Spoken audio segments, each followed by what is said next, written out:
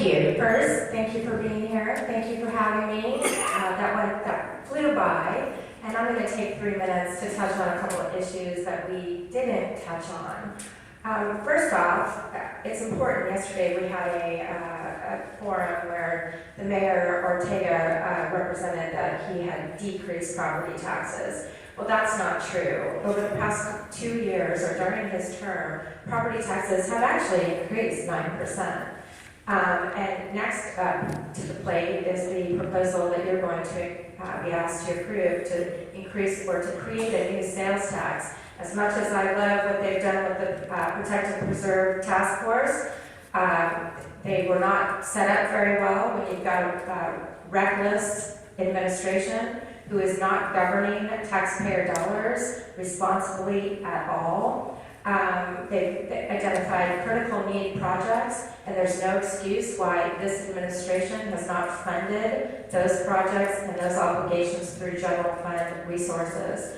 And take that a little bit further, you look at the 2019 bond project, and you understand when you look closely at it, only 11 of those projects have been completed. Most are woefully over budget. David Ortega advocated or asserted himself as an expert architect who would jointly be the full-time mayor and an architect overseeing the 2019 bond projects to make sure they stayed on budget. Well, that certainly has not happened. I do not support the idea of giving this administration additional funding to waste and not govern properly. The second thing is, the biggest issue, that's a huge issue, big huge issue, in my opinion, is the overdevelopment and runaway development in the city of Scottsdale. It's the #1 issue on people's minds because they can look, feel, see it, right? And no one likes it. It's congested our roads. It's deteriorating our quality of life. It needs to stop. And as much as David Ortega likes to dip back into 2010 and blame Jim Lane and myself for that proliferation of high density, it was David Ortega who made the motion to blow the ceiling off height and density in Old Town for the waterfront project, which took the cap from 60 feet to 135 feet.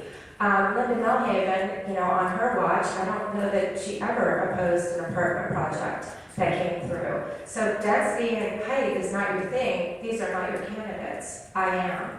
I'm here tonight to ask for your vote. July 30th is coming up before us very, very quickly. In terms of citizen involvement, we didn't get to a lot of these key topics. I believe that we should restore citizen confidence in City Hall, respect and listen to citizens truly, not stifle debate, not argue with fellow council members who are trying to make a point about the overspending. I thank you for your time. LisaForMayor.com is my website, and I look forward to seeing you again.